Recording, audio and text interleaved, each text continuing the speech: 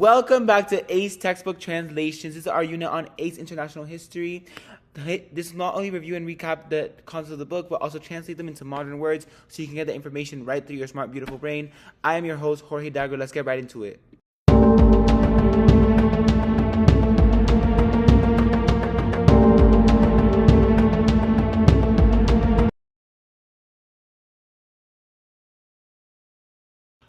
Welcome back, guys, to another session. School is in session. Ring! That was the bell. Anyways, so you guys thought that World War One just ended everything, like we were all at peace now. You know, Paris Peace Conference. No, just no. So basically, the most important thing that happens are gonna be discussed right now. First, the U.S. decided to not ratify the Paris Peace Settlement. Why? Because like we mentioned before, the Senate, who's in charge of ratifying treaties, was majority Republican. Wilson was a Democrat. They didn't really see eye to eye. So they made Germany sign a separate peace treaty with them. Austria, they did everything different from the Europeans, of course, because we're American. We do things different all the time. Like, what can we say? We just feel like we do it better. Another issue, guys, issue number 2 was German hyperinflation. Now, German hyperinflation is nothing more than just basically, well, there was a lot of inflation. You know, people couldn't buy anything. People, like, the government didn't have enough money. Like, it was just what we talked about last time, that our boy JMK, John Maynard Keynes, predicted that this would happen. That's right. You guys had a warning. You guys didn't listen to the warning. So look at where we are now, guys. We're just making a mess every time that we decide to look at Europe, guys. I really don't know why we keep doing this. But whatever, you're going to pass your test. That's what matters, guys. Okay, that was our second crisis. Our third crisis is the French and Belgian occupation of the Ruhr of 1923. Now, this crisis was a subsequent of German hyperinflation. Germany was doing so bad they couldn't keep up with the reparations. So France and Belgium were like, so you're not keeping up with your end of the deal, so we are going to invade your most valuable land to force you to pay. That's not really peaceful, is it? Yeah, it's very much not. And everyone else thought that, but France and Belgium were like, we're going to get our money one way or another. So I guess they were like, you know what, let's invade. We're invading. So we're not really doing good with peace now. However, France and Britain, this is really where they split, you know? Like, if France and Britain, they've never been good friends, never in history. But when Germany came up as a big threat to both of them, they decided to become friends. But now the threat was neutralized, they were starting to split apart. And the main reason why they were splitting apart is the way they viewed Germany. France wanted to destroy Germany at all costs. Like, if Germany was going to expand, they were going to invade. And like, they were against Germany in everything they did. Like, if Germany did anything right, France would say it's wrong. It was such a big deal. Like, France and Germany could not get along. And it was mainly because France was instigating it. Like, let's be so honest. France was the reason they weren't getting along. It's so obvious. France was the toxic one in this relationship. It was super obvious. And Britain was like, I get it. Germany did us dirty, but it's a country in our continent. Like, we got to be a trade partner with them. Like, we got to make them feel included. Like, we want to make money off of having a good relationship with Germany. But France would rather Germany die than to make a single cent out of their friendship. So, yeah. However, France, Britain, and Italy, and a bunch of other victorious powers of the war came together because they were afraid of communism. Like we discussed, communism is a class of society where there's no idea of people being discriminated because of how rich they are, how poor they are. Everyone's just equal. And the main reason why they were afraid of this is because, like I said, Britain was a monarchy, France was a capitalist republic, and Italy was also a monarchy. Like, a lot of countries were monarchies at this time. And Britain and Italy, since they had seen that the Russian monarchy got overthrown in order for a communist government to come up, they were deeply afraid of it. Because, like, do you think King George V wants to get killed? Not really. So he was staunchly anti-communist. So this led to them, first, isolating the USSR, the Russians, the new Russians. They were like, baby, away from me. They were like, no, mi amor, away from me. They were like pushing them like, bye. You're here, I need you over here. Like, they were segregating them for everything. Like, there was no way Russia could be involved in anything global. Like, they kicked them out of everything. Like, they weren't included. They were basically treated as if they weren't an important country, which is messed up because they were an important country. And this led, in Italy specifically, to Mussolini rising to power. Now, Mussolini is what one would call a fascist. And fascism is a political philosophy which advocates for state control over all aspects of society and the economy, and it is heavily nationalistic. So it is a nationalistic autocracy. Nationalism is basically the idea that your country is better than others. We reviewed this in chapter 1. But fascism combines authoritarianism, which is basically the idea that the government should control every single aspect of social life, and the economy. Like, the government should be the one doing everything, right? And they combine that with nationalism. So basically they're saying, we should control everything because we are the best country, and we should control your life because we know how to do it because we're the best. So it's kind of like a mix of everything, really. It's pretty messy. And a lot of countries that adopted fascism became really messy. Now, Mussolini coming to power was not easy. His main issue coming to power was the Corfu incident of 1923, which was when basically there was a border dispute between Albania and Greece, and the League of Nations sent 4 Italians to solve it. They were like, okay, guys, go make peace. And they went trying to make peace, but in this mission, 4 Italians were killed. And our boy Mussolini decided to blame Greece. They were like, Greece, you killed my men. Like, that's not so hot. And Greece was like, well, we didn't do anything. Before they could finish their sentence, Mussolini was in their doorstep, invading the island of Corfu. Not his proudest moment. The League of Nations was like, get out. He was like, not really. And then they were like, oh, he got us there. So, guys, what were we even doing? Yeah, the League was like, yeah, actually, we can't really do anything there. He got us there. He doesn't want to leave. And Greece was like, what? And he ended up leaving eventually, but they made Greece pay money for getting invaded. Not too hot either. And then, you guys remember how I said that Turkey went from this to this? Well, they weren't happy with that. And a man named Mustafa Kemal Ataturk came to power, and he was like, guys, we deserve better. We are Turkish. We deserve better. And people were like, you know what? We are Turkish, and we do deserve better. So they started taking back the lands of mainland Turkey, which is basically the peninsula of Anatolia, which is where Turkey is today. So they took back all those lands. They didn't try taking back Arab lands or Greek lands because they knew that those weren't theirs. But as far as it came to Turkish lands, they did try to take them back, and they succeeded. And this led to the Treaty of Sèvres, which originally assigned Turkey to be like this, to be changed to the Treaty of Lausanne, which allowed Turkey to be like this. Upgrade. A win is a win, guys.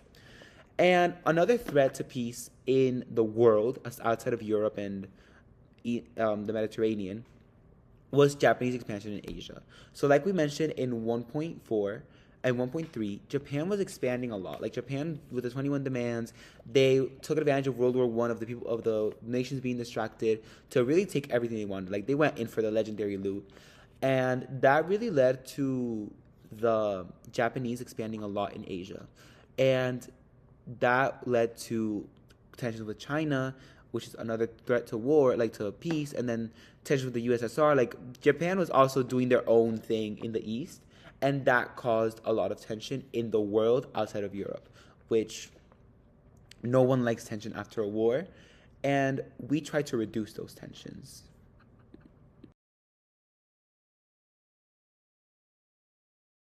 So you guys remember how I said, oh yeah, we're gonna reduce tensions now. So the countries also said that to themselves. They were like, guys, we gotta reduce these tensions. Like, it's not doing any good. These tensions are really not, they're not what we're going for now. We're entering our peace era. Like, we're entering our hot girl summer, in terms of what we could say, but right now it's feeling like their fascist winter. You know, like, it wasn't really equating. Anyways, so basically, the first attempt they made was the Washington Conference. Here, it was held here in America, in D.C., and it lasted from 1921 to 1922, and there they drafted 3 treaties: the 4, the 5, and the 9-power treaty. The 4-power treaty was signed by the USA, France, and Japan, and it was basically said that they should respect each other's rights in the Pacific and in the Far East. Basically saying that, like, you guys cannot, like, start fighting over that area because, like, you know, let's just try to be peaceful. Like, don't fight over that, guys. Like, you are, like, this treaty prohibits you from doing that. You're breaking a treaty if you do that, and that's a big crime in international law. So they were not going to do that. And Japan and Britain, remember when I mentioned in 1.3 they had a really nice friendship? Well, Britain was starting to like not like the friendship. They were like, guys, how do I tell Japan I want to break up with them? Like, how can I drop Japan? This is how they dropped Japan. They told Japan, listen, so and we're on our alliance from 19 years ago. She's out. She's not the style anymore. She's not the moment. She's not the woman. Like, she's not who we want. We don't want her here. That alliance, we don't want her here. She's out. She's out of the picture. And that was basically what they said. And then Britain's naval rivalry with Japan no longer existed.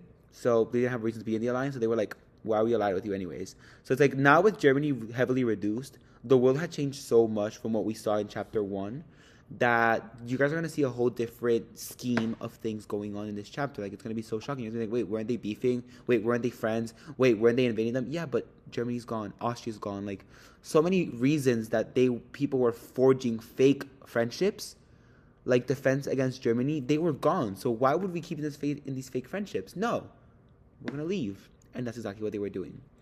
Now, the five-power treaty was signed by the USA, Britain, France, Japan, and Italy. And basically, Japan agreed to leave some of their recently acquired Chinese territory. And basically, they said, listen, we're going to develop our navy only to 3/5 of what the U.S. has. So, reading exactly from the book, Britain and the USA had 500,000 tons of, ships, because that's how ships are measured, each in their navy. Japan, obviously, 3/5, 300,000, and France and Italy had 175,000.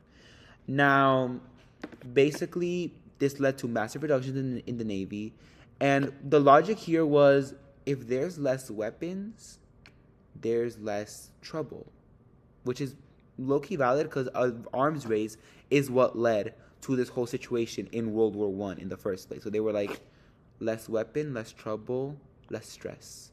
And they were entering their flow state era because they were like literally so happy. They were like, oh my God, guys, this is the moment. This is Japan. This is Britain. This is all of us. We are the moment. Like, we're being peaceful. We're being queens. And then the 9-power treaty, it was signed by all 9 countries. And it's basically how can I say this? A reverse of the open door policy, right? They guaranteed China protection against invasion, and they agreed to also uphold the open door policy, so it wasn't directly a rebuttal to it. But you know how the open door policy was oppressing China? The 9-power treaty was intending to uplift China. You know, it was like the open door policy USA's version, you know, the open door policy post World War I version. You know, it was like the remix, the deluxe version, the re-release, you could call it. Now, people also, they were like, that's not enough.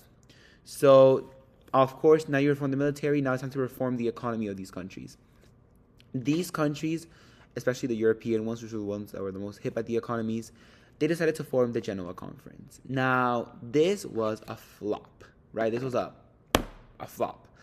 And basically, France, being France, like I said, they would do anything to bring Germany down. So they were like, we're not negotiating. Germany is staying with their $6.6 billion of reparations. I don't care. They did me dirty. France was basically a heartbroken old man who was like, no. It was like in a divorce trial when the guy is pissed because the girl cheated on him with a super hot guy. And then they're like, no. You're not getting the dog. You're not getting the house. That's basically how France was. France was like, you're not getting the dog. You're not getting the house. You're not getting the Porsche 911. You're not getting anything. Because you took me down. And I'm still mad about that. So France still being sour. They were like, nope, I'm not negotiating. And while France was like, no, I'm not negotiating, France and Germany and Russia were like, we're out. Guys, we're out. We're so out. We're not doing this. We're not in this. Like, we're not included in your continental system. So why are we here? No. So they left. And then this led to Germany and Russia basically going to a breakout room, right? You know how in Zoom it's like the main hall, breakout room. Basically, they were like, you know what? We're going to come together. They all hate us. So if they all hate us, let's be stronger together, like us two.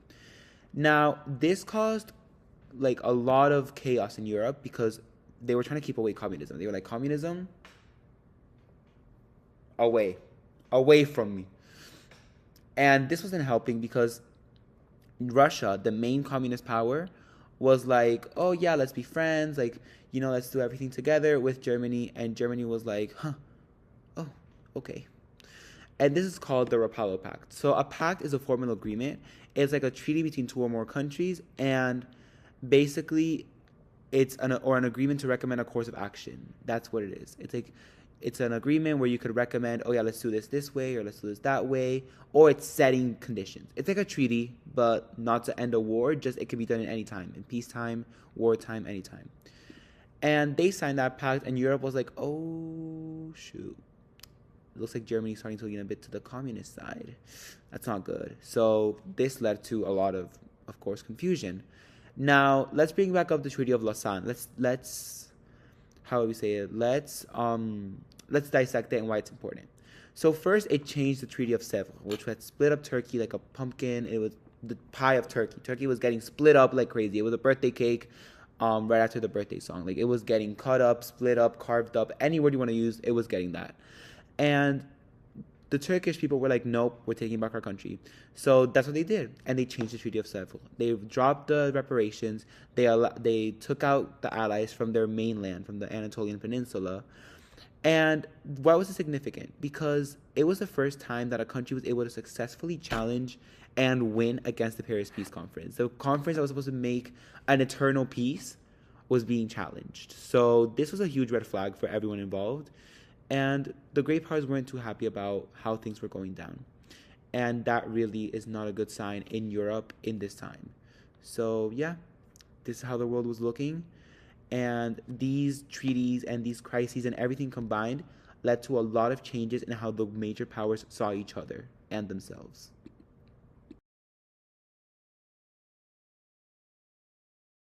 Alright, so hey guys, welcome back. New day of filming, wearing the school merch. But basically, now we're going to talk about how these major powers of Europe were changing and how they treated themselves.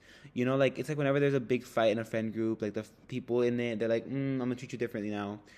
Europe was no different. Like, think about it. These were still humans doing all this BS in Europe. Like, of course, they're going to be complicated. This is humans, guys.